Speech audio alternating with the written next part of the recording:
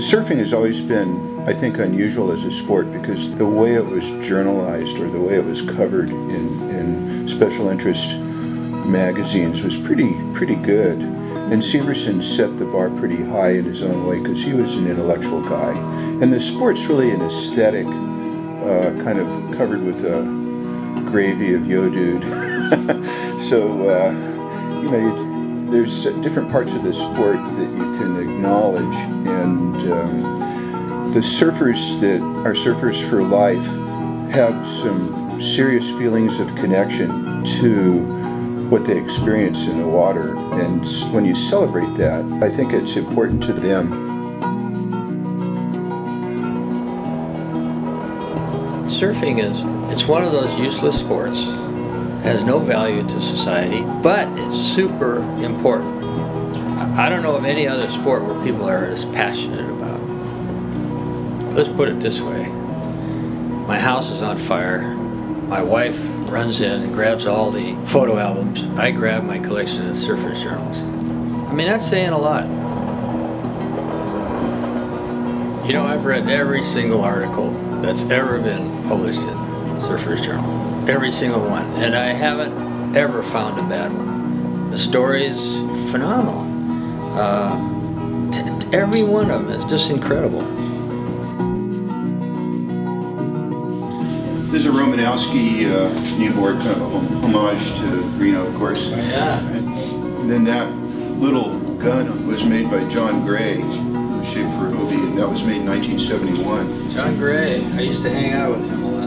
The start of the journal was really a lot about the timing in our lives on a personal level and doing something, feeling good about something, needing to do something and kind of leave a mark. Yeah. My idea was to communicate in a way that would be universally interesting to all levels of surfers.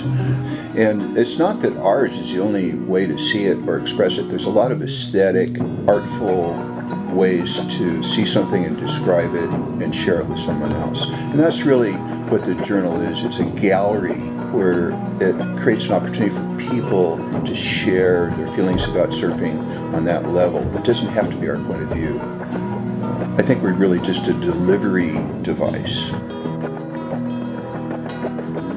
How many people do you know that have tried to be the best in the world at something? When I think of Surfer Journal, it is the best magazine in the world, bar none. It's exactly what it is 20 years later. It was the same idea we had. 6 sponsors, readers supported. We believed in the message and we believed in our values and had no idea if there were enough people out there that would support the values of non-commercialism. You know, when you start a magazine, it's like the restaurant business. They just generally fail, and small business startups generally fail. So the fact that this worked was kind of like a miracle on 34th Street or something. It just was highly unlikely. And it was at a very scary time. It was 91, 92, in the middle of a recession. And we put our life savings into it without even a blink. It didn't. Well, I blinked. You blinked. Yeah. But it just didn't seem like, it wasn't a big risk. It was just this excitement. And the more we thought about it and described it to ourselves, the more it sounded like something that I was absolutely certain would work. What these guys did was a real risk. I mean, you know, mortgaging your house. But that's what you do if you're an entrepreneur. Rather than go work for the man, you risk it all. You know, the funny thing was, before we'd published an issue, we did a mail drop and we designed a pretty sophisticated kind of high-tone package that treated the journal as if it existed and explained what it was going to be and asked people to subscribe and send us $37.50, I think it was. So we went to the P.O. box after we dropped the mail, you know, after about 3 or 4 days we just kind of started looking for things, nothing. A week or so, nothing. Then one day we went there and the P.O. box was stuffed and then it overflowed into a plastic tub that they had. And Debbie, we opened the P.O. box and Debbie said, "Bingo!" It was that moment kind of. I actually screamed bingo. we realized that we had a shot.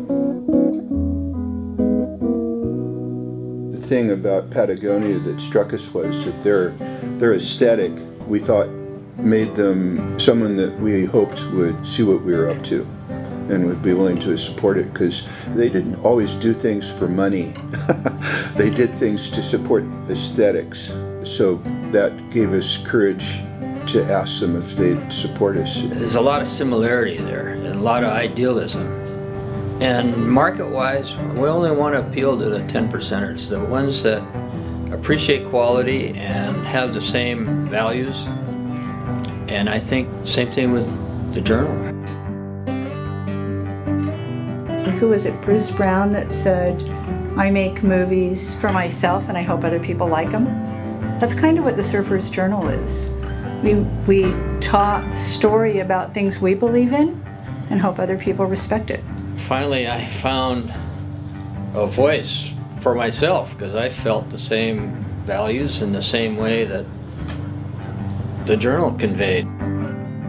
The creative process of the magazine, where you're thinking up titles and writing captions and writing all the glue that holds stuff together, you're espousing a point of view and all of that that's kind of subtle. It's not an outright statement, but everything's infused with a certain attitude or perspective on things that comes from, from your heart, from your soul, and from, a long time of being around this sport.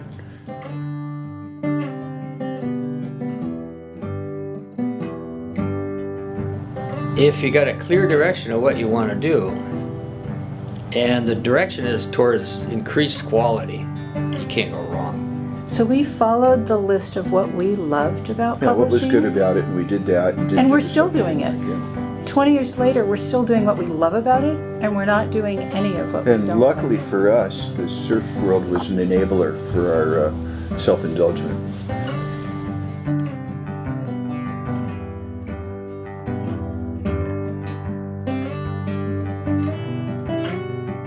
The biggest stoke is that when I got the announcement of the 20-year thing, they also announced that they're joining 1% for the planet, and that blew me away. That was fantastic. That's a big commitment, because that means if you have a year where you're not profitable, it's 1% of sales. So that is a serious commitment, and it means they're going to be around for a long time, and it means that they want the planet to be around for a long time.